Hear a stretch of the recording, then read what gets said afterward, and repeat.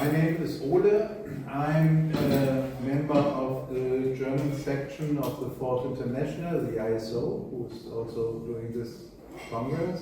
And I'm also from there. I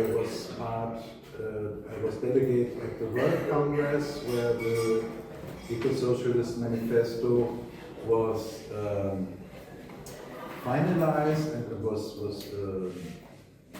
voted on. And right now I'm in the International Committee, which is the leadership of the Fourth International between the World Congresses. I work at the Telekom. I'm from Darmstadt, and yeah, that's about it. We are talking about the Manifest für eine Ökosozialistische Revolution, which is translated in many languages, also in German. You can get this at the bookstore for €4, or you can get the more prestige English one for $5. But it's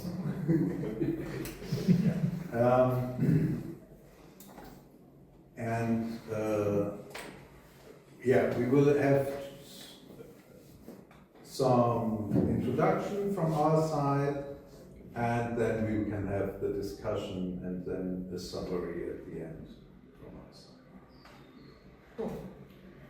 Yeah, I'm Maral. I work in the Political Education Center of the Fourth International, which is based in Amsterdam. For the last 12 years, we organize schools and seminars of the Fourth International in the Institute. And after the session, when we have time, if you have time in the end, I'll talk a little bit more about the institute that we have in Amsterdam. I am a historian, a social historian. I did work on oil workers in Iran. And I am also a member of the International Committee of the Fourth International. And I'm also a bureau member since 2018. Well, some of you have read the manifesto. It looks pretty thin, but it is very dense. So we're not really going to go and do a summary of it. We both will focus on different parts of it. Some of them will overlap, but we'll try to kind of, highlight some issues and topics that we do find important and that are underlined also in the manifesto. Do I speak too fast? Is that okay? Good. And I think that's also easy to have an English workshop with people who are not native English speakers, because I'm not a native English speaker. It's my third language, Persian, Turkish, and now English. So I think that would be easier anyways. I will first start with talking a little bit about the making of the Ökosozialistische Manifesto itself, because it's not written here, but it's, let me also start the time. We'll try not to take too long, maybe 15 to 20 minutes at most each, and then we'll try to discuss together. So, as Ole said, well, yes, this was officially finalized and voted in the last World Congress in 2025, but it was a process of 3 years to write and bring this last version of the manifesto. And that's pretty important, because when we're talking about manifestos, and especially if you think of the Fourth International's documents, programmatic manifestos, starting from the 38, right, the transitional program written by Trotsky himself, and later the 93 manifesto, mostly written by Mandel himself, Ernest Mandel himself. This is totally different, because this was written by an ecology commission of the Fourth International, which was coordinated by Daniel Tanuro. And there have been comrades from all around the world in this commission, because nowadays Fourth International's biggest section is Philippines, for example. There were comrades from Philippines, there were comrades from Morocco, there were comrades from Switzerland, and they did write this, but they also wrote every year, so for the last 3 years, to the International Committee to discuss it. And there were amendments from the Feminist Commission, there were amendments from the LGBTQI Commission. So it was really, you know, a collective process, and that is kind of the logic of the text. It also brings, you know, that there have been, you know, like it is not a very great piece of literature or very, you know, like it could have been better if the process continued, but at some point you have to kind of finalize and go forward. We have been calling ourselves eco-socialists for a long time. Like when I first became a member like 16 years ago, I remember that eco-socialist, the term eco-socialist was around. Our schools in Amsterdam, since I worked there since from 2014, they have been called eco-socialist schools. But I doubt that we really knew what we, you know, that all of us knew what we really meant by eco-socialist at that time. It was first mentioned in 2003 in our documents, the word eco-socialist, and then in 2018 Congress we adopted it as our orientation. And when you look at the history of, like, you know, the writings of Trotsky, writings of Mandel, you can see that it was not that they were very much the pioneers of the ecology issue compared even to their, you know, their peers of the same time. So it is interesting to see that in the last 30 years there have been quite a lot of development in the thought of the Fourth International in this orientation, from an organization which kind of did not really prioritize the ecology issue compared to the other groups, to an organization, to a socialist organization, the first socialist organization kind of, that has called itself eco-socialist officially. So that is part of it. That is the history of it that I wanted to share with you. Well, the title of it is, of course, what is it, a break with the capitalist growth, but also, like, in line with this history that I kind of told you a little bit, it is also not just a break with the capitalist growth, but also with, you know, the mostly like the 20th century movement, workers' movements that were taking progress as, you know, as a way forward to solve the problem. So even from the, you know, Communist Manifesto, the idea that, you know, if we produce more, the belief in technology, that would solve a lot of issues about underdevelopment and all that. So it is also a break from that. But sometimes when we look back, you know, it's also about like the issues about racism or feminism. There are a lot of works to try to see whether like Marx was feminist or Marx was ecologist, or Trotsky was, you know, feminist or ecologist or other things. There have been a lot of books lately written about Marx and ecology.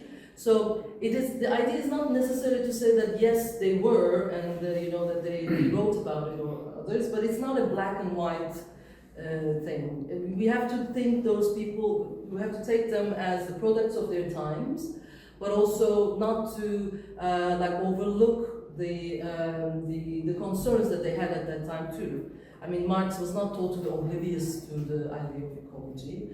The discussion about taking, you know, the human and the human and the environment, and this environment question, like what he calls as a metabolism, for example, the discussion about alienation, all of them are a part of, like, we are a continuation of that writings as well.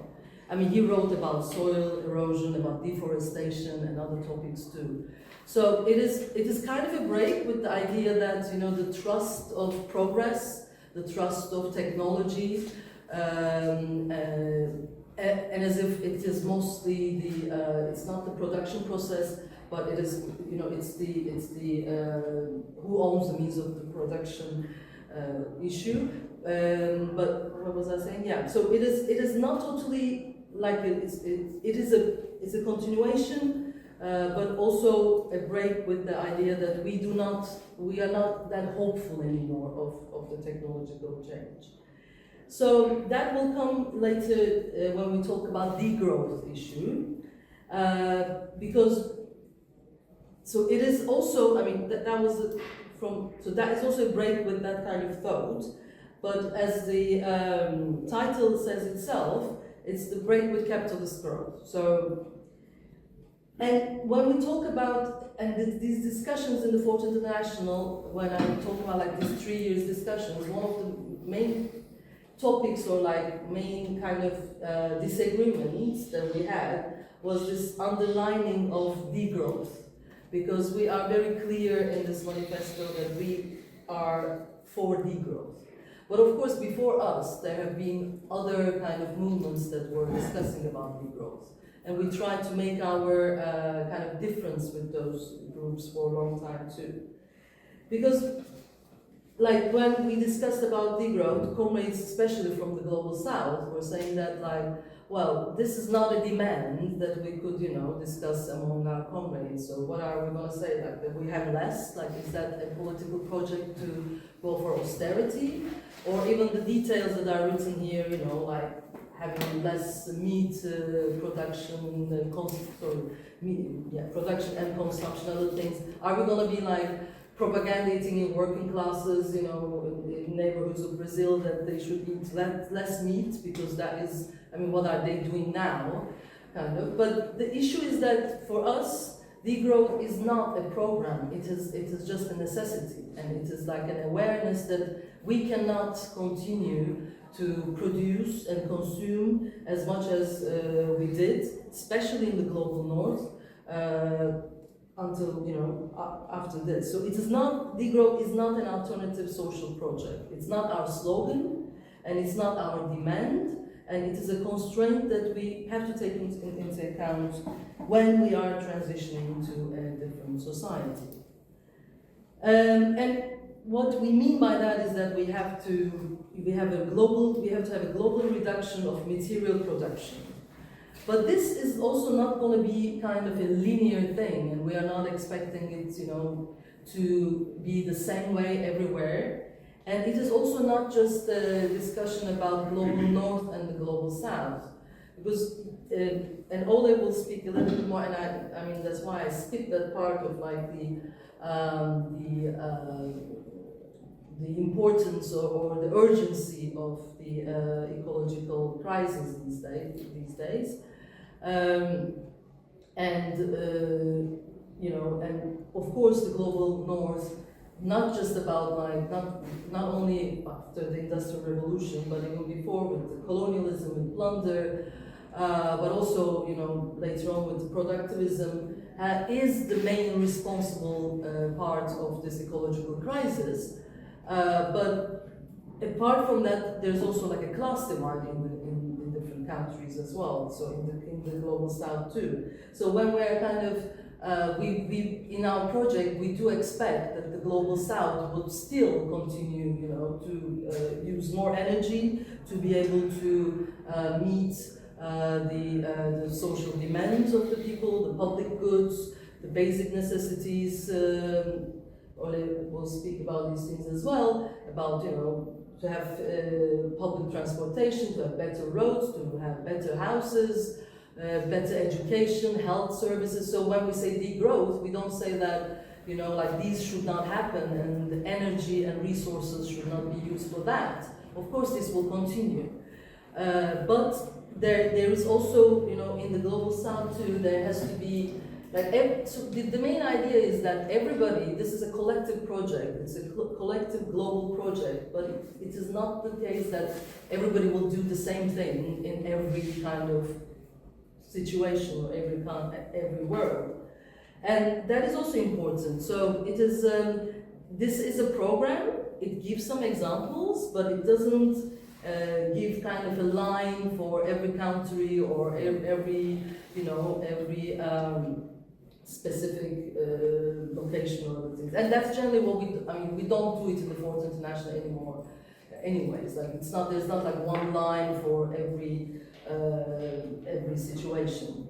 And but it still gives kind of some lines for the global south, if you want to say it in general. That, you know, there will be also like a stopping the, for example, the conspicuous consumption of the parasitic elites of those countries, because even in a part, you know, in the part of the global south, you can see, you know, private jets, you can see yachts, you know, you have all these big projects, mega projects that creates quite also, you know, when there's a World Cup or all these things, we know who are building those global, you know, these grand projects.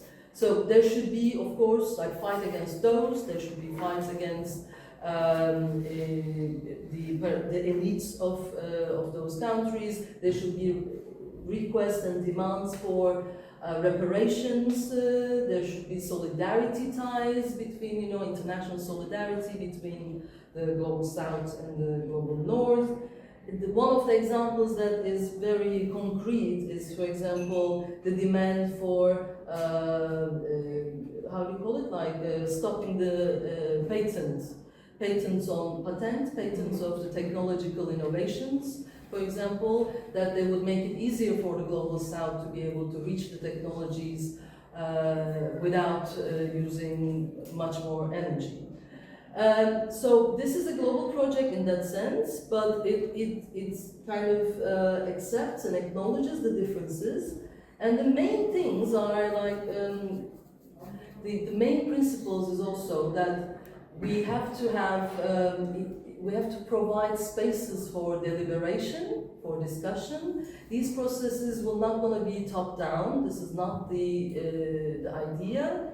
The self-emancipation, collective work, these are not as our kind of end goals, but these are the methods that we hope to and we are employing, and that's why I also said how the Ökosozialistische Manifesto was written. These are the methods that we would like to employ while reaching our goals. So, in fact, one of the main, more theoretical parts of the manifesto is that, because I spoke about like, you know, okay, degrowth is not the social project, it's not our social project. What is our social project? Our social project is to have a life, to build a society that is not based on the idea of having things, but based on being. And that might sound very philosophical in a sense, but it's not, because it is quite like a continuation also of a classical Marxist idea of, you know, reducing the work time. That was like the main struggle of like, you know, of the workers' movement. And we are continuing it and trying to say that we would, you know, we are not for a life that is only, because capitalism, as we know, is a system that is based only to produce profit and not use values. And the society that we would like to live in is a society that is more focused on the use values, on what a good life is, what are the priorities of a good life is. And that is, I mean, what is the necessities? What are the necessities of humans?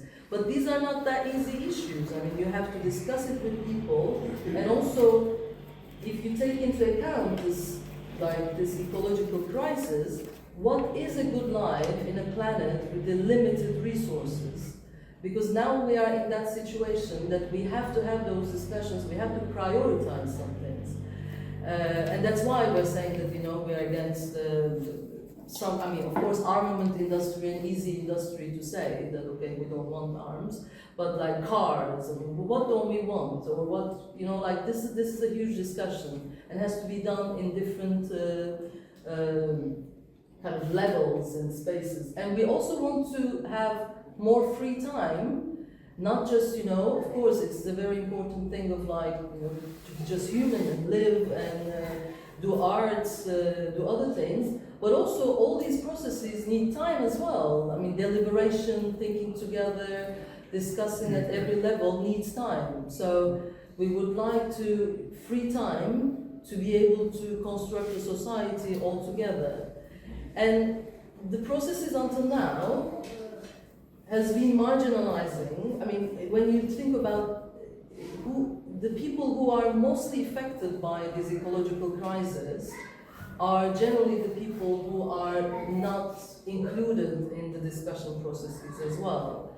So, like, I remember when at some point when this manifesto was discussed, the term intersectionality, some comrades wanted to think that, you know, maybe it's too academic and we should not be using it. I think by now it is used much more widely. I don't know how it is in Germany, but I mean, manifesto is underlining the intersectionality in that sense as well, because it talks about care work, you know, socialization of care work, which is a very important topic. I'm not going to go into detail of it, but you can't talk about care work or socialization of care work without talking about patriarchy or feminism or, you know, racialized labor, who is doing what kind of work, but also, so to create the spaces for all these people's experiences to be included is also a very fundamental part of the manifesto. And there's also, like, you know, this discussion, one thing that I think if we continue to discuss, which I was telling to Ole just before this workshop, because we both find some mistakes and other things in the manifesto, and we will, because it's a, you know, it's a working document in that sense. It underlines that capitalism needs racism and patriarchy to function. That is not really, I think, what most of us think in the Fourth International, that there's a necessity of a, you know, a causation that between capitalism could have functioned without racism as well, probably, or without feminism, or we don't know. We cannot necessarily say that it needs it, but we know that, you know, a history of capitalism shows us that there has been no era of capitalism that it was not racist, that it was not sexist. So it might not be a causation, but we know that capitalism has not functioned without racism or sexism. So, and the manifesto underlines that even that thing is like, shows that these are not necessarily like parallel fights or parallel causes: ecology, class issue, feminism, racialization issue, racism. And they have to be united, and there should be like a convergence of struggles to be able to get out of this this crisis. I'm going to end. It's already becoming 20 minutes. The time passes quickly, but yeah, maybe just ending with that thing that, you know, this idea of progress, and so, you know, like Marx saying that revolutions are the locomotives of history, and here we come back again to, you know, Walter Benjamin, which is very dear for a lot of us in the Fourth International, that maybe it's not the revolutions are not the locomotive, but it's like the emergency brake, as he says, and now is the time of the emergency brake, and that is a revolutionary act, to stop this progressive locomotive that is going into, in fact, a tragedy rather than progress. So I think I'm going to end up here, and we'll continue discussing after your contribution. Thank you very much. You're welcome. So, I wanted to focus on two aspects of the Ökosozialistisches Manifesto. First of all, why ecosocialism? Why now a manifesto? Well, most of us have heard about the ecological crises, but the ecological crisis is something that is ongoing for more than 70 years.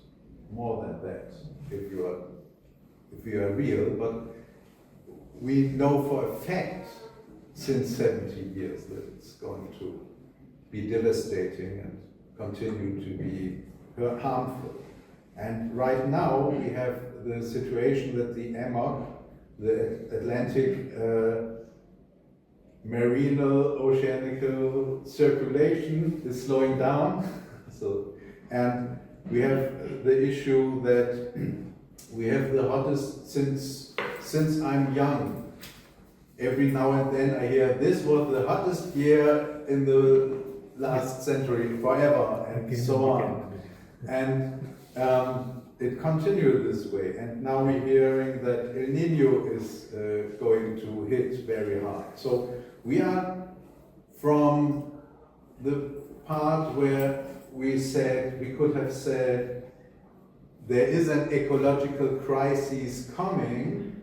We are now in the part of, we are at the beginning, at the start of the ecological crisis. And we all talk much about CO2 reduction and CO2 and etc. What many people forget about CO2 is it takes 10 to 15 years for the CO2 I'm producing now to get into the higher parts of the atmosphere, and it stays there 60 to 100 years. So what we are producing now will have an effect the next 70 to 120 years, roundabout.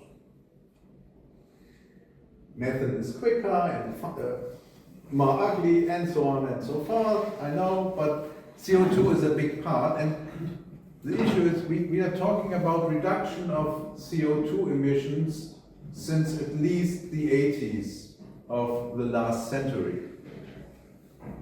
But the only thing that's reduced right now, until now, is the rate in which we rise the CO2 production. But CO2 production is still rising, still on the rise. That's not good.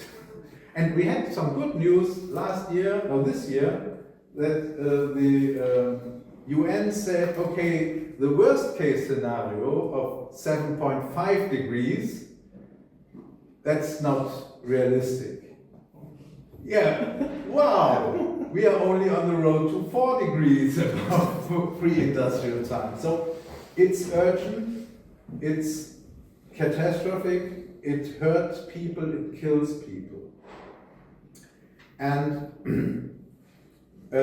people flee because of ecological catastrophes. And therefore, the capitalist North does create fortresses. It's Frontex, it's the wall between Mexico and the US, and so on and so forth. To stop this migration, we are in charge of, not we, but the North is in charge of, is responsible for. And one very important issue is that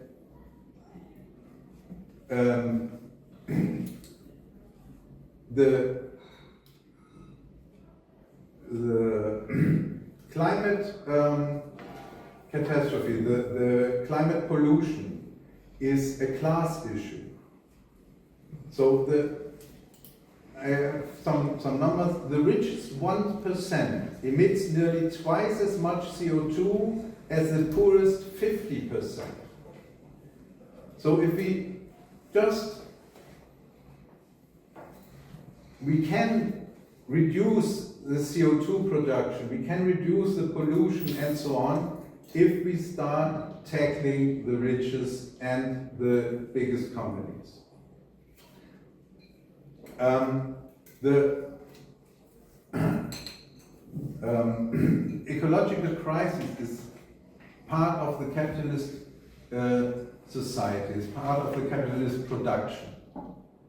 And that's also the reason why those who were responsible for the climate denial propaganda since the 70s or 60s was the fossil fuel industry.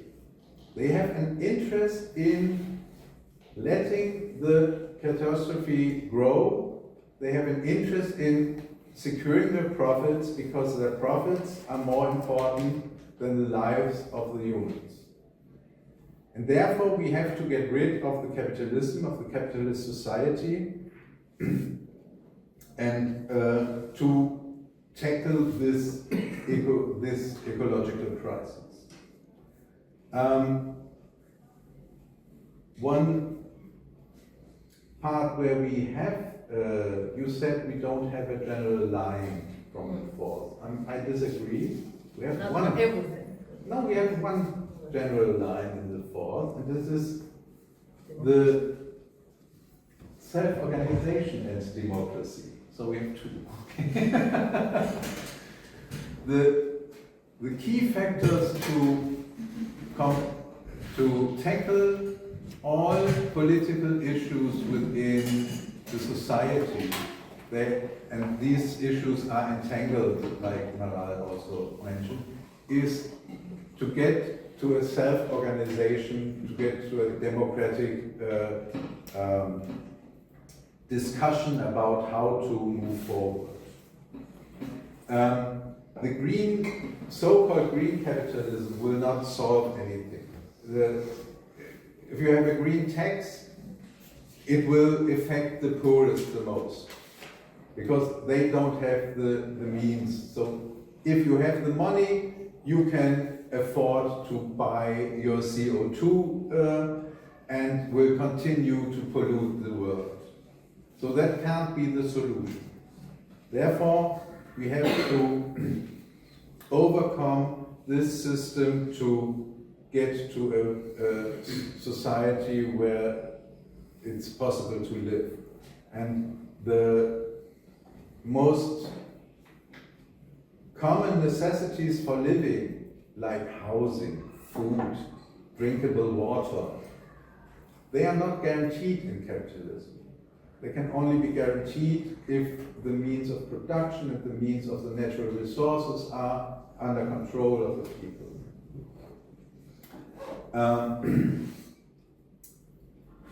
So, what does it mean for the how to go forward?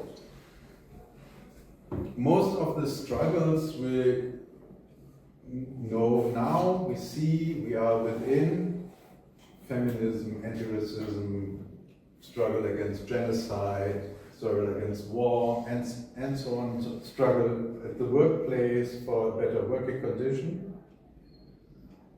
They are all interlinked within the capitalist system. They are all intertwined. They all work together. We have we as eco-socialists has to put our international perspective and our eco-socialist perspective within these fights, bring them together. That's the way we can move forward. And it will be, in the beginning, it will be very, very concrete, very simple things like the cities are heating. There are places, I live in Darmstadt, there are places with no trees, with no shadow. So when the summer is at its highest point, you can't go on this place because in noon, because it's too hot. So we have to work for cool places, for water, and so on and so forth. And we have to fight the extractivism and the capitalist society to get to our society. I think I forgot half of what I would say, but I'm done for now. Yeah. Should I add a few other things that I forgot? Please. I was just looking because I was like, please. Things that, and you use 10 minutes, so I can use your 5 minutes. Yeah. But there are a couple of things that I think we should not, I should not miss to say. I think I didn't. Is one of those concrete things that the manifesto says, that we should decentralize as much as possible and coordinate as much as necessary. I think that is a very important principle. It means that they use the term subsidiarity, but it's not that important, and it's also used by EU and other groups, but we don't mean the same thing. That's what they mean. But if an issue can be solved with the smallest amount of people who are affected by them, that people who are affected by that issue, then it should firstly be solved by them. So that is kind of the main principle. Decentralize as much as possible and coordinate as much as necessary, not right. Sorry, the second? Coordinate as much as necessary. And also this coordination is, is to bring cooperation and not competition, which is how it works today in the capitalist system. So that is an important thing to say. And the other thing is, of course, we are not the only ones who are, thinking that we should change for example, our life. People living in the global north, we say we should use less, In this manifesto, it also talks about even recycling and reusing and, all these kind of everyday life experiences that we could change. But we don't look at this in this kind of, we don't think of creating, how can you say, lifestyle communism, if you can say, I don't know. We don't think that we just individually, by changing your lifestyle, it can, necessarily change the society. But we also don't look down on them, because it is important, it's a part of the struggle. So, this discussions about being vegan, or, I don't know, doing this or that, we don't think that this has to be the way, this is the solution to solve everything, because it is not the choice for a lot of also people as well. And it is also, as I said, in the political cultures, it is, in the global south, it would be a different discussion, because people cannot afford. They are vegan because of the necessities. It is not a political project for people, for example. But I think it's important to discuss, and the manifesto itself does that. It says all these things are good practices. We should combine all of them, and also collective canteens, the things that we can do today, even living groups, strike committees, all these things that are kind of possible in this society today are kind of places of experimentation, and we learn from that. To discuss in these places. They can fail. There are a lot of squats in Netherlands that I'm coming from. There are kind of university occupations and everything, but we do look at these things as things that gives us experience and also empowers us. Because that's also something in the manifesto. It says that even in terms of winning people and popularizing these arguments, you can't always only do it with words and with good theory, but people need also partial victories and little winning and seeing that you can keep a social center together. And we will fail in a lot of instances probably, but we will learn from them, and that is, what is underlined in the manifesto, which I find also very important. Yeah, these were the two things that I wanted to add.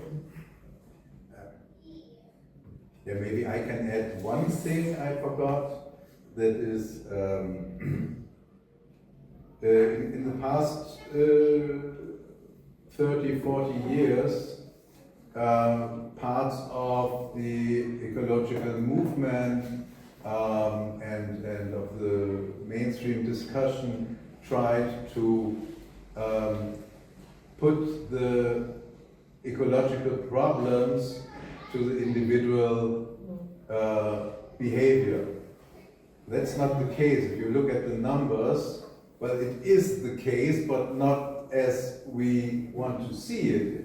If one multi-billionaire spends thousands of times of CO2 what an average person does, then it is kind of an individual issue, but nothing we can change when we don't change the system. So that's this shift. We have to shift back to see that the ecological crisis is a systemic issue. It's a part of the capitalist production, and we have to overthrow this kind of production to get rid of it and to move forward. Okay.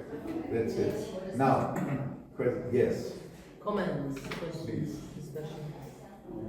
Just a short individual note to add. So first of all, thank you very, very much. I just linked to what you said you have to have a feeling of some success or something on the stage. I'm not so deeply in the topic, so I have to just check again the name to not say it wrong. So we all know an example in Seattle with Sharma Savant, who was in the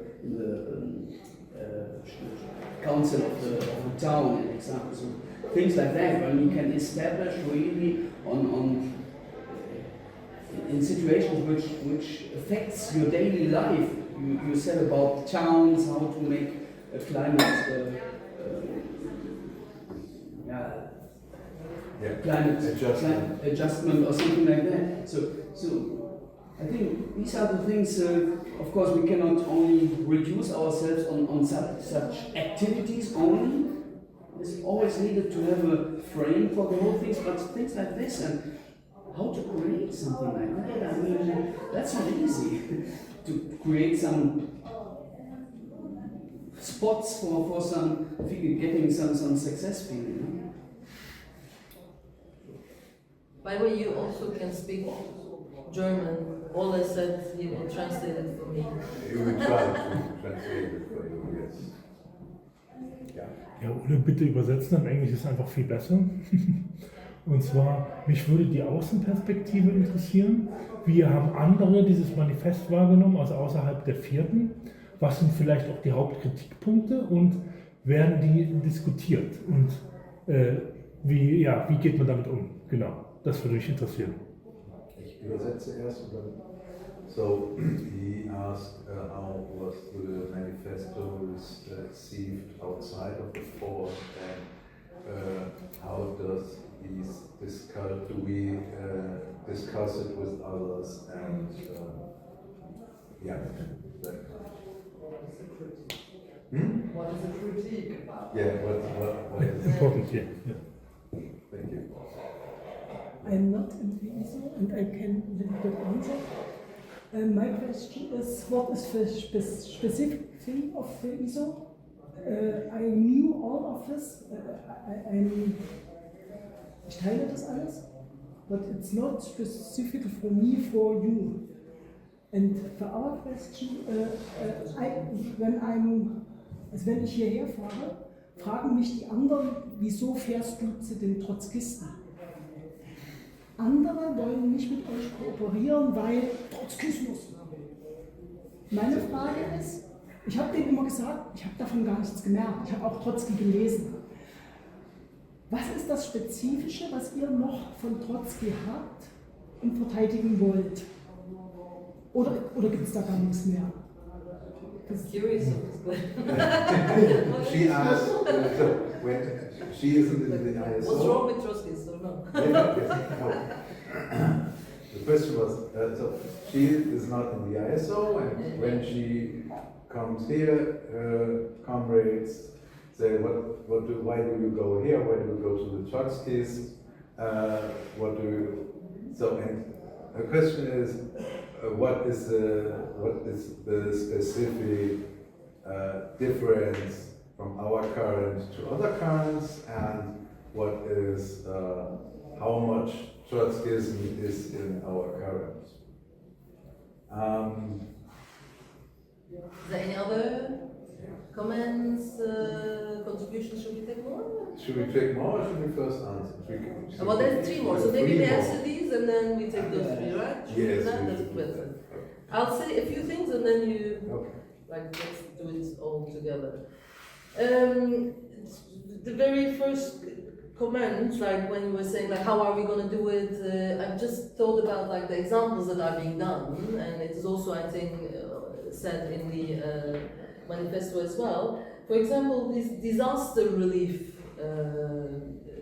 campaigns, not campaigns, but work that our comrades do in a lot of places, like when there is there's an earthquake, there's a flood. I remember when I first became a member of the fort, there was comrades from Pakistan and Philippines, and in Philippines, there are so many natural disasters, they're no longer natural in that sense, but our comrades are mainly involved in disaster relief by making, because a lot of times these can be done very top down. by the state, the way they want to do it, creating quite unequal power relationship in terms of like as if in charity or as if like they're kind of giving something. But our comrades in also not just the Fourth International, but the Fourth International. I know the ones in Manila, I mean in Philippines and in Pakistan and others. They do create these kind of self-organized solidarity networks. I think solidarity works. Solidarity network is one of the very concrete examples that a lot of our comrades does. Also in Turkey, during the earthquake, that was the time when these are generally the times that our comrades become even more visible because people see them, how they work, how they create these solidarity networks. During COVID, that was the same as well. Like people created neighborhood solidarity committees and others. So these are the small things that have been done. The other thing about what do other currents say? Well, it is a new process. So it was. I don't think there's been a lot of places that this has been discussed. But I was in Brussels recently. There was another eco-socialist conference like yours. And that was really interesting for me because exactly what you say happened there. Like there was a person from more like this Extinction Rebellion, current. I wouldn't say that she was not representing that, but there's another collective in Portugal, based in Portugal, that I don't exactly know the name now, but they have a manifesto as well. It's something called All in One, or I will check what it is. But there was a discussion between our manifesto and theirs, and for example, about urgency issue, like what we mean about urgency and what some of the tendencies, this more anarcho tendencies mean about urgency can be different. Some others think that we should not have used degrowth. Degrowth is kind of stepping back and how do you say it's like accepting failure kind of attitude. But the discussion continues, and I am also very much interested in having more of, having different currents and discussing with other currents. And the other one, I will leave the ISO to you, of course. I'm a member of the Dutch section. But these, if I understood rightly, this thing of, Trotskyists are generally the troublemakers, I would say, but in a good way. Because I think, for me, for example, wherever I am, it's not that I didn't become Trotskyist because I read, of course I read Trotsky later, after, but it was mainly when I was, for example, working in a broader party in Turkey, and there were the people who were who were more in favor of the Kurdish, they were, pro-Kurdish movement, they were the feminists, they were the ecologists, and then I felt myself closer to them, and after that, of course, the process continues. But it is like what I am feeling responsible or is that whenever I am in a board of a group or in a campaign, it is, as you said, making the place democratic, and that is not something that everybody is happy about, especially the people who have much more power in a place. So for a lot of people that could be a problem, because you would be the ones who would be complaining about who takes the word more, or whether minutes are written rightly, or whether the work is collectivized enoughly. I would just say that. Yeah, I agree. But first of all, the idea of the Fourth International and the ISO is to bring together different currents and to discuss together how to go forward together. You read I think it was from the 80s where the Fourth International said, we are not calling ourselves Trotskyists. We will work together with other currents. We will work, we will open us to other people who think the same, but we have two demands. It's inner democracy within the organization and the right for minorities to build factions. If you have that, it's fine. So, for example, I'm not a Trotskyist. I came to the ISO in the 90s when it was the Vereinigte Sozialistische Partei, and then left when it split up into organizations and returned when they came back together. I'm not a Leninist. I think the Leninist party structure is wrong, and we need a structure that is built from the bottom and is self-organized and is a mass party, and so on and so forth. And there's differences within the fourth. I think I'm in the minority in the ISO. I'm not sure how it is in the fourth, in the IC, but in the International Committee. But there are many comrades there who see themselves as Trotskyists because they come from the Trotskyist tradition and so on and so forth. But our biggest member, the biggest section, the Philippines, it's a former Maoist organization. But a former. A former Maoist organization. Yeah, true. They broke with the Maoists. Yeah, they broke with Maoist, but they are not Trotskyists.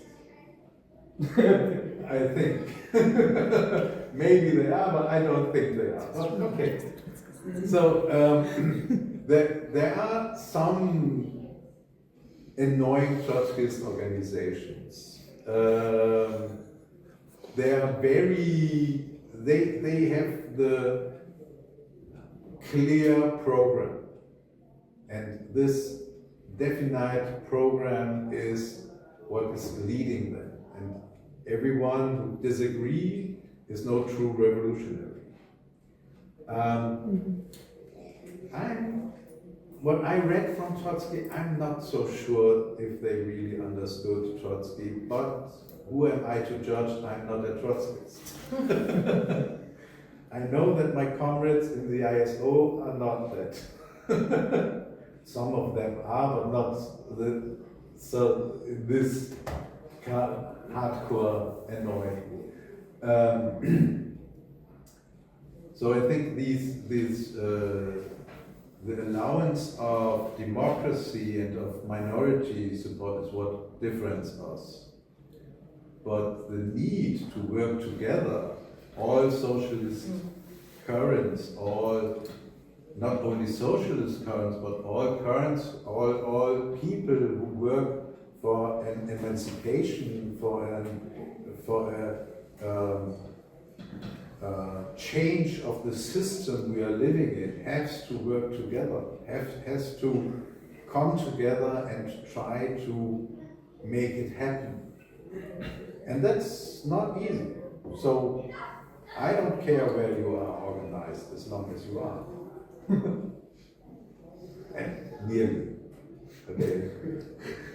Do you want to reflect on others? Or? I think you said it already. I took a note that Ole is not Leninist and not Trotskyist. I'm going to go to the leadership. I told it in the bureau meeting. Well, now it's on the I told it in the school, in the Yes. Ökosozialistische school, and when Penny had said, I'm a Leninist, goddamn. And I said, I'm not a Leninist. And then she was very disappointed. Right. Now we have 3 more contributions there. First, you in the back. I want to tell you, I have the same experience every time if I come to ISO. The people told me, you are not Trotskyist, why you go to Trotsky organization? This organization maybe is not for Trotsky's organization, but the form of organization is Trotsky's organization. The Trotsky's organization since 1780, they are every time part and fraction in bourgeois organization, in social movement organization, and they want to be left fraction of SPD's and left party and so on. And it is this form of party organization. It is not revolutionary. It is not for me the Communist Party. I am communist. You can tell me Leninist, but I'm from Lukács Gramsci, Antonio Gaviola section. But the form of this organization, they change never. Now see it in the society. Because it is not revolutionary. The revolutionary organization, they need revolutionary real politics. And the revolutionary real politics is not to be a part of bourgeois democratic party or left bourgeois party, but you have to bring a revolutionary politics to people, to working class. The Trotskyist people, they did it. Maybe in France, the anti-capitalist party is a little bit better, but in Germany, maybe 100 people remember of the Trotskyists, and the most of them are remember at the same time in the left party. The left party is, for me, the Tarkowski told SPD is a revolutionary party, but no revolution after the party. The left party is weder revolutionary nor revolutionary after the party. It is the problem of Trotsky's organization too. And because of them, I was never a member of Trotsky's organization. And in the future, and that too. I'd like to shift the debate from who is really revolutionary. Quite frankly, I have zero interest in that debate. I want to pick up the term that Maral used, alienation, speaking about working class people in rich countries. The country I'm living now in, which is Canada, which is known for its beautiful landscapes and not so well known but important as a big oil producer. My paycheck comes out of the province of Alberta, which is known for beautiful landscapes and the Alberta tar sands. And every summer, Canada, like all, same in Russia, everywhere where they still have significant forests, there's forest fires that in Central Europe nobody can imagine. And a few years ago, the center of the Alberta tar sands, a city about 50,000 people, Fort St. John, burned down. The whole city burned down. There was no more city. It was rebuilt. They managed to get the people out, so there were no casualties, but the city was gone. And you think, well, if that happens, something clicks with people. Comes the next provincial election, there is no political party opposed to getting that oil out. There's just one, the Social Democrats, that are 100% to get the oil out, and another one, Conservative, which is 150% in favor of oil extraction. And in the next election, in that city, in the process of being rebuilt, went up from, I'm not exactly sure, maybe 70 to 90% for the Conservatives. So my question here is, are there people where the alienation has gone so far that it becomes kind of suicidal? And you mentioned we need successes, but in a place like that, I have no, and the town I'm living in, we have the pipeline going through town, and every summer for weeks you smell the fire in the air. But when they decided to triple the pipeline capacity, and now they want even more because somebody has to deliver, as we all know, people are gung-ho. And we had a Fridays for Future group in the town. We were like, I mean, people by and large just ignored us. Nobody got aggressive. But as soon as the pipeline is expanded, people, and it's not a permanent job, right? It's 2 years of work and it's well paid, but after 2 years there's more pipeline, you can make a living that way. There is no opposition to that. And quite frankly, I'm totally helpless how to cope with that situation. And it's decent people, like everyday conversations with them are nice. Actually, often nicer than with left people. But the denialism has reached the level that makes me speechless. And I would be grateful for any kind of idea how to cope with situations like that. Because if we can convince a significant share of people who are like that, they just keep on going the way the world has been going for much too long, and there's no way of stopping that. And from that sense, I can see the helpless organizing that Extinction Rebellion did, or what was it, Last Generation. I empathize with that, but I also see it as a sign of helplessness. And I share that helplessness.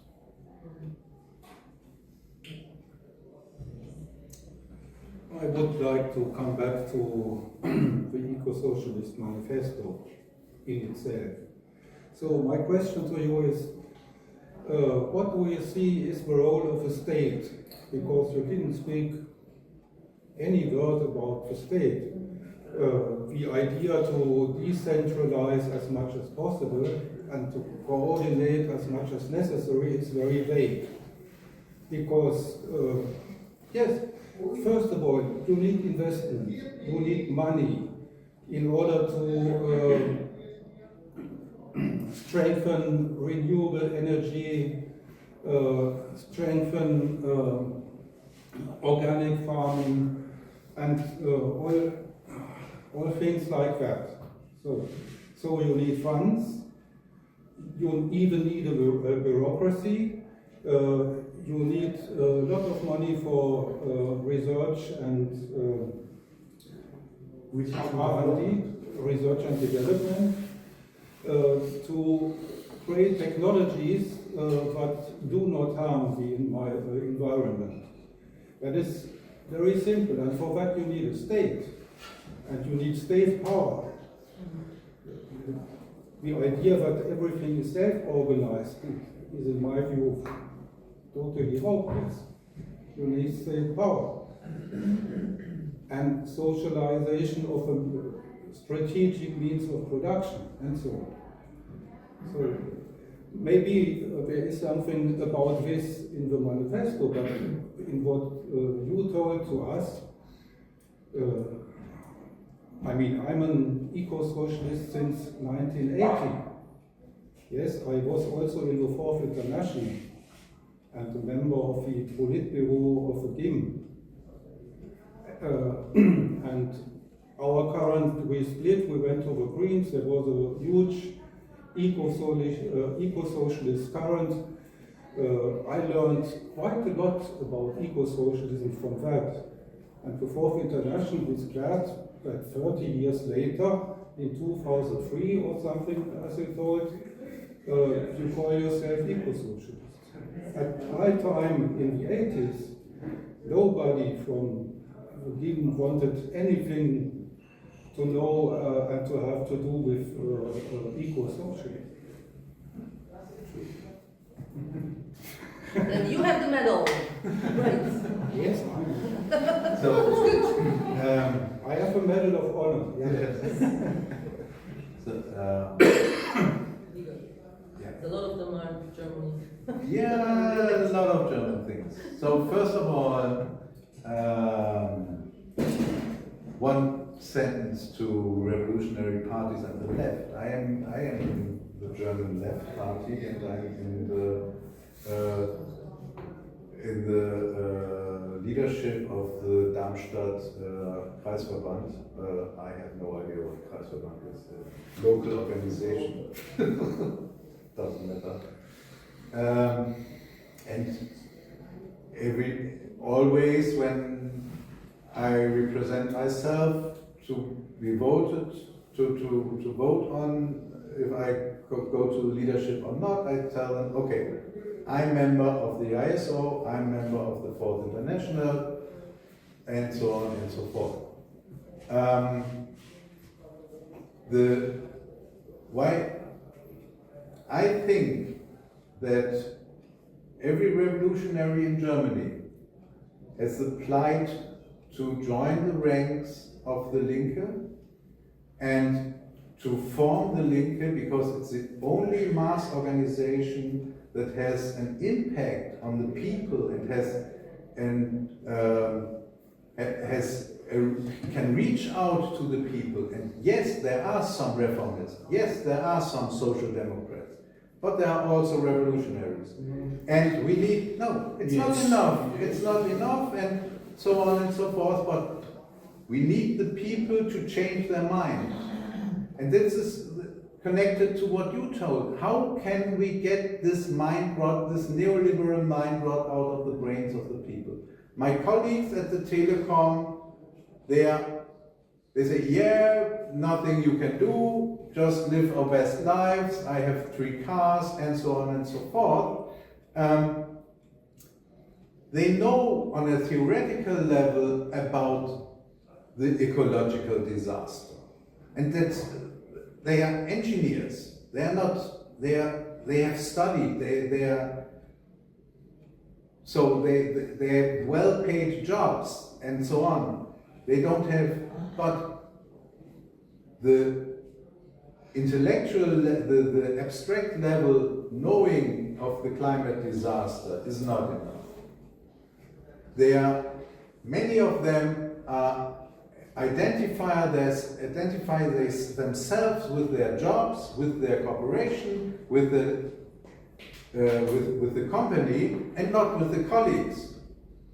We had a strike now for better work conditions at the Telekom, and not even half of the union members went to the streets.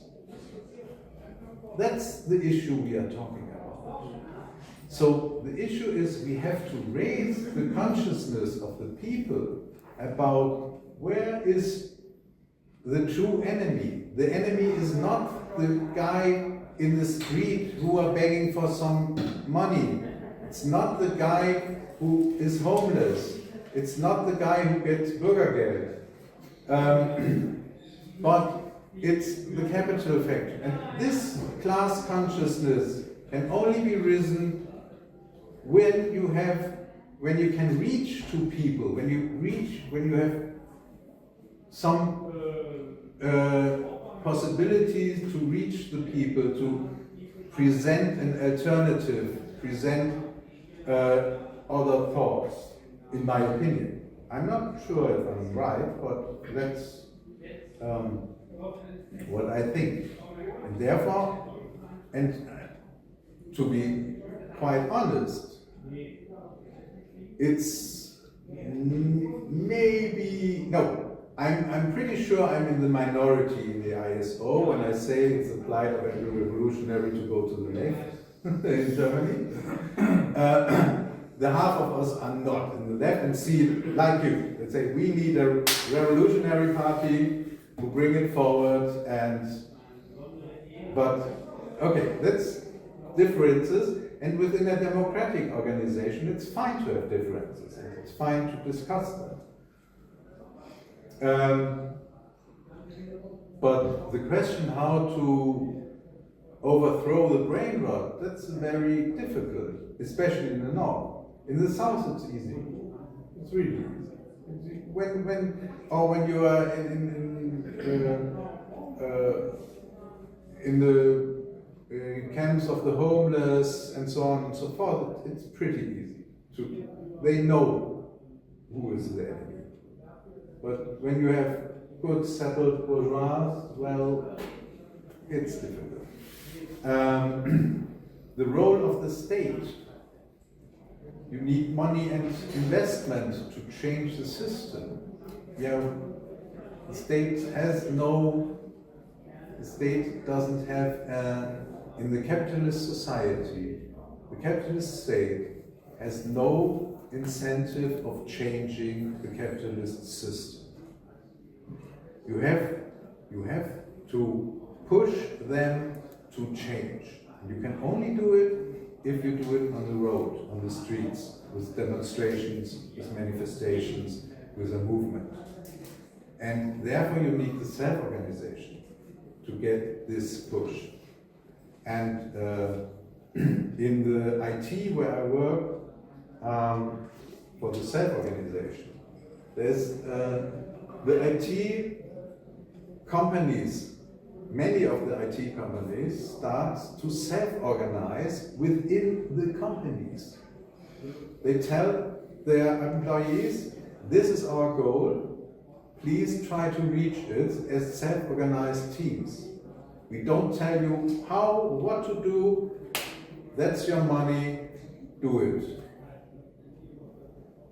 Self-organizing works if you have someone who tells you where you want to go. And the difference is we want the people to tell the people themselves to discuss where do we want to go. And yes, it's not easy. Nobody said it's an easy task. But I'll give a few, just how would I say, like my 2 cents on a few topics. The one on the discussion in Canada and it's again a quote, but I think it tells a lot. That it's also being referred to. I think Frederick Jameson said it, but some people say it's Zizek. Can't be everybody. But that it's easier to think about the end of the world now than to think about the end of capitalism. And it is kind of like what you told me. Just brought that to my mind as well. And it was, and now it's even more because it is very easy to see the end of the world now, even for much more mainstream people. But that is something that we really have to, maybe underline and make that it's so absurd, that it is people can be okay with the possibility of the end of the world, but not thinking of that there's another way possible and we can work together for that. And also there's, that's a big issue. There's a lot of the transitional, what will the workers who are in the destructive economies will do. And that should be discussed with them, of course, because there are a lot of people who are afraid, of course, of losing their jobs in the energy sector and others, and so that is and I think Manifesto at some point brings that thing that we need to bring people from different different struggles together to discuss, because there's a lot that we can learn from each other. The pioneers in the ecological struggle with the pioneers of the labor struggle, if they come together, if they share more spaces and discuss together, then we will be able to maybe learn from together. I think that was one of the things that they say.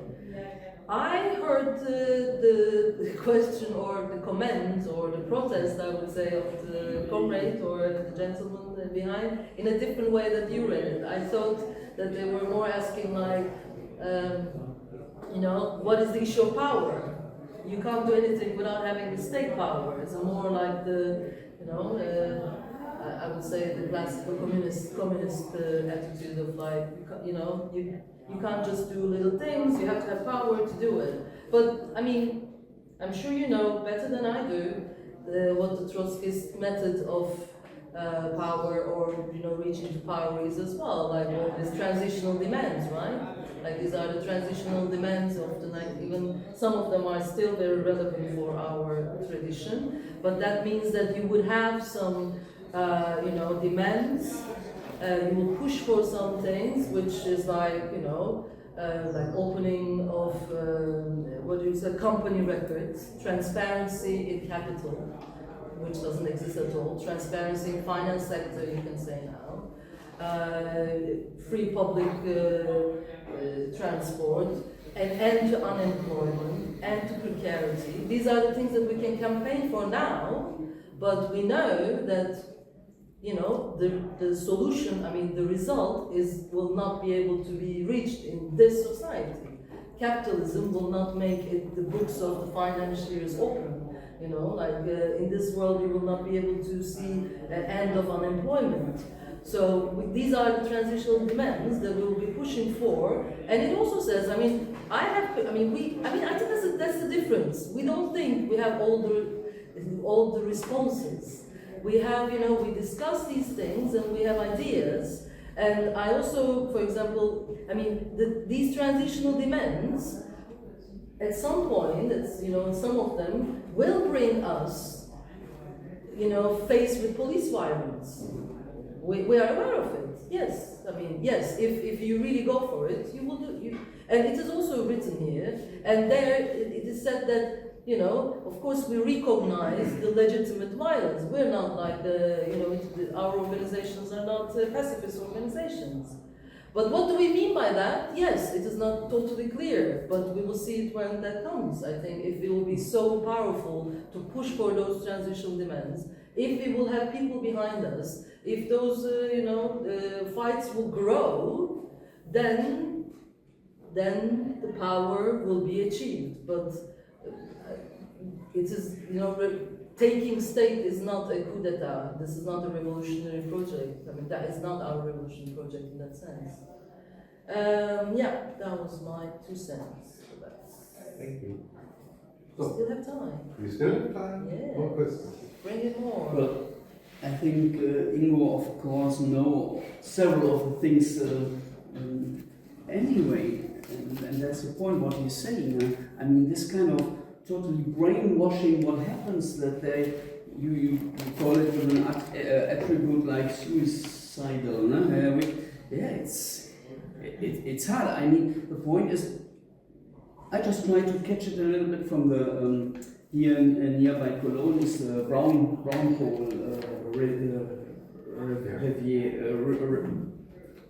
brown coal area, something like that. So where a lot of the fossil combustion is done, and there were strong fights.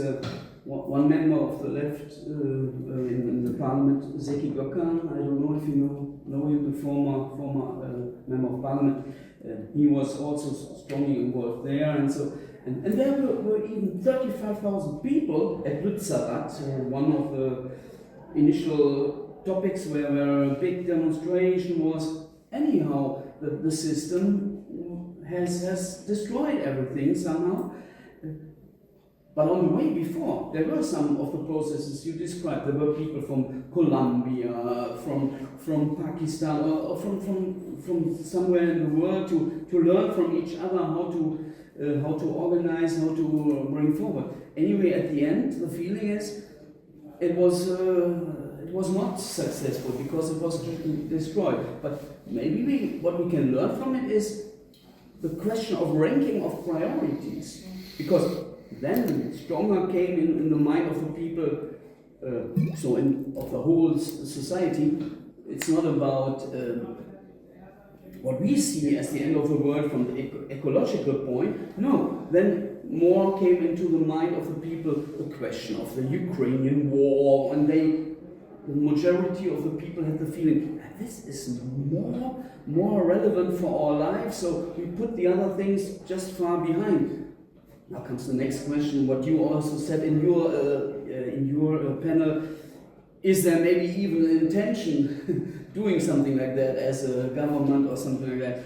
I want to keep this question open, but anyway, to work on these transfers and transition of the major narratives, this is the point what we can do, and we can still focus on the importance of ecological questions, and the other thing is within this process to have these contacts and so on, and that's a kind of success feeling. And the last sentence to add for you, in the ISO, I'm not a member of the ISO, but an example, one of the members, Thies Gleis, he is in the same time, he's member of the party. What is Parteivorstand? What the fuck? Party? No. He's in the leadership of in the leadership of our party, and there's also a current which is called AKL, Anti-Capitalistic Left. So this is not the majority of the left, but it's to say the party is only organized or driven by mainly social democrats. I don't know, and the question is, there is a kind of mass factor in multiplication to the people. What will you do when you only focus on a few revolutionary people? I don't know, it's not so easy. This is not my point. This is not my point. Any other? Maybe coming on this topic, how to engage with people. Don't want to put you down, Ole. Probably I said it myself very often too in your response. You said we have to raise consciousness. And that's a kind of difficult but also revealing. I think it's revealing because that's how most of us on the left think. But being working class and having seen actually existing communism in East Germany, I can say first, and that was one of the main reasons the whole thing fell apart, because there were always the party people saying, you're a bit backward worker, we raise your consciousness. And immediately you get this response, fuck you, guy. And now we live in a perverted, dare I say, situation where the people who bring up this, articulate the sentiment, I can speak for myself, are all these neo-Nazi parties, whether it's the supporters of Trump or the AfD in Germany. They're all about freedom. And I think that's something we on the left have lost. And I understand it's difficult. If eco-socialist dictatorship would work, I'd be all in favor. I would tell these people in Fort St. John, your job is gone, goodbye, find something else. Or we find something for you. You'll be a gardener from now on. But it doesn't work that way. So we're facing a difficult situation, I'm afraid. We have to talk to people who say things we do not like to hear. But if you're open to it, you feel there are, like in this claim for freedom, and in Canada there was a freedom convoy, I don't know if you followed that. There was some big money poured in and they occupied downtown Ottawa, actually the government. It was a show of force by, they didn't have arms, but they had these big trucks. So it was kind of shifting the political balance quite a bit. But that they used the term freedom, I'm a bit too young for that, but in the 60s, freedom was a word of the left, right? There was women's liberation and freedom movements, and that's something we lost, and I think we have to find ways, because apparently there is a taste for freedom, and engaging with people who use their freedom to say things that we 100% disagree with. But I think that's kind of the challenge that we are facing. And it's demanding sometimes kind of, I just want you to shut up, I can't listen to this bullshit. But I think we have to learn that.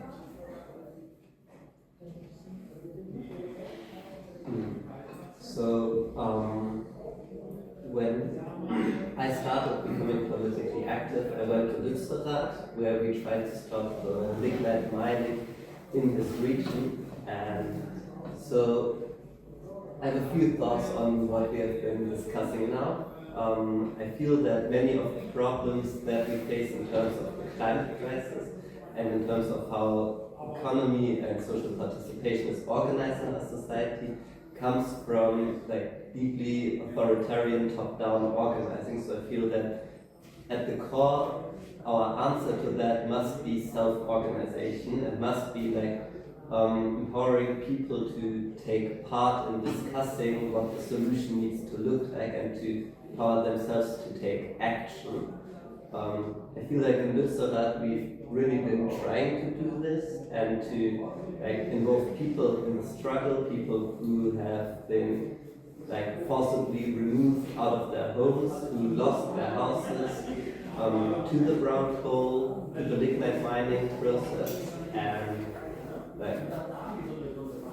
also the climate justice movement in Germany has been at their, I don't know how to say, high point, at their best. at their summit in like some years ago, and Lützerath maybe was one of the biggest crystallization points after also another lignite, anti-lignite mining struggle that came before. And somehow, I would say we lost that fight.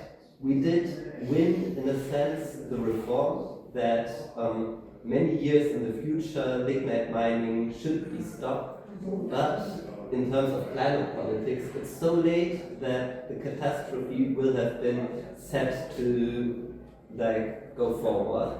In terms of climate politics, it's a loss, but it's the best we could get with the strength that we had back then. And what I'm seeing right now is the fossil fuel backlash with all the gas infrastructure that's being built, and also the way with like fracking that is maybe even more catastrophic than lignite mining that would be done in Germany. So in terms of climate politics, I'm really struggling to see what kind of climate politics we can do right now with the power that we have as progressive, emancipatory, revolutionary movements, because even when we were at our height, we couldn't really like get any meaningful reforms that would just even slow down the catastrophe from progressing, like let alone stop it. So right now, the state project in Germany is moving like towards a great militarization and is even becoming more authoritarian than before. Back then in Ökosozialistisches we had this window for climate politics with the Green Party who would say on paper, yeah, we are in favor of it, and we could pressure them. We don't even have this right now. So where am I saying all this? I'm really wondering how we can do climate politics in our everyday political life, or what kind of climate political goals we should strive toward, because I have a really hard time seeing how we can achieve these kind of reforms and how we can grow as a movement. Like looking back, I still think that was a success in terms of like raising political awareness, in terms of teaching people self-organizational skills, in terms of making people believe that they can fight for a better world. But in terms of the material gains, or in terms of the like outcome, climate political outcome, it's not looking too good for us. And it's even looking darker today than it was 5 years ago. So I don't want to end this like workshop on such a dark note, but I have these questions. Yeah, if I may. Please. Yeah. But I was feeling like everything you said before that, but for me, who was not in that struggle, is already a lot of achievement. And I'm not saying it for like, propaganda reasons, but the fact that, that you say you created that kind of awareness, you created, that organization, and you are here now with that experience, for me is, it doesn't, how do you say it doesn't demoralize me. In fact, I'm happy to hear it, like it is, because, I think sometimes the difference between some other political currents, I'm not going to name names and I maybe will not be even able to do it, is that, yes, probably, I don't think in my lifetime I'll see like huge political changes, or a revolution. But I do know that, the things that I'm doing now is adding to the political, power of the oppressed people, and it's kind of, it's a building up on top of each other. So it is very easy, I think, to be very demoralized when something doesn't end or doesn't give like the result that you want to, or when you go, like you see now, I don't know the concrete situation here, but if you say that it's in a worse position now than 5 years ago, but probably in 50 years, that 5 years might be also that 5 years, and then things might change as well. It's a bit hard when you're inside the campaign itself and you lose something. Anti-war movements, we've been in anti-war movements for ages, Did we be able to stop the movements? The war? No. Like I became political active in the Iraq War. Iraq War happened, and for ages, and then Afghanistan and Iran. But I think we do learn from these things, and we get empowered. And I'm more in the Gramscian was that pessimism of the intellect and optimism of the will quote. Yes, these experiences will make us pessimists because we know these experiences, but we have the will, and that will is gives us this political optimism. To add something, well, in my political career, I had one victory. I started from a leftist family, blah blah blah, and so on. I started as a teenager in the campaign against the nuclear power in Germany in the 80s. Well, we succeeded until now. No, they want to. Some wants to bring it back here. But no, I think the lessons the people learn in the political struggle, also when my comrades go on strike for better wages, they are always very sad about the results because the results are not very good. Or struggles in Lützerath, or the G7 movement, and so on, Blockupy, and so on. We have so many defeats. But we are learning, and there's always some people who continue the fight, continue the struggle, go forward. And, well, what else should I do? I mean, it's only, we have to change the system to have a livable life. So, okay, I think I have to do it. Well, one comment on consciousness issue, because I wouldn't necessarily use, what did you say? We have to raise the consciousness, right? And the comrade there commented on that. Like I wouldn't use that, but it's not because I wouldn't necessarily agree with that, but I would think that it is a very top-down kind of way to approach the issue because of the history of it. But, I mean, there's also in the feminist tradition, consciousness-raising groups was a way of self-organizing, like I would say we, but I was not living in the 70s, but there was like consciousness-raising groups. We were, people use that term, and it was more like a horizontal thing, and it was like a top-down thing. So if we could at some point, and we're not doing it now, I think, a lot of younger generation people find it quite like a top-down thing because of its history when we talk about raising consciousness. But if it could be reformulated and reappropriated as like a more like a horizontal thing, I think we can't escape from it because we are not anti-intellectualism is not necessarily it should not be our methodology as well. We should all kind of increase our consciousness, but maybe we can talk about do it more horizontally rather than thinking it up top down. Just one sentence. When I talk about consciousness raising, I never think about it horizontally, because every time a colleague of mine goes to his first strike, he raises his own consciousness. So you never think about vertical? No, you think never. about horizontal, yes, I know. But I'm going to, okay, there was some. Good for you. Just only one note. Maybe a little bit diffuse positive, but I mean, we remember the hard times before the last election. and that was so obvious, this right movement, and I don't want to make a person cult out of it, but not what.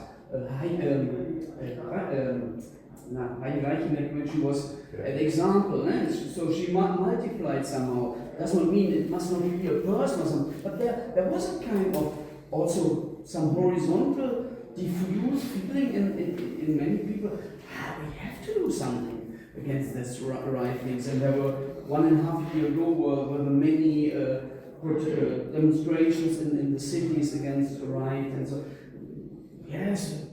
It can be very hard to say what came out of it. Yeah, but it was something, and it is still somehow possible.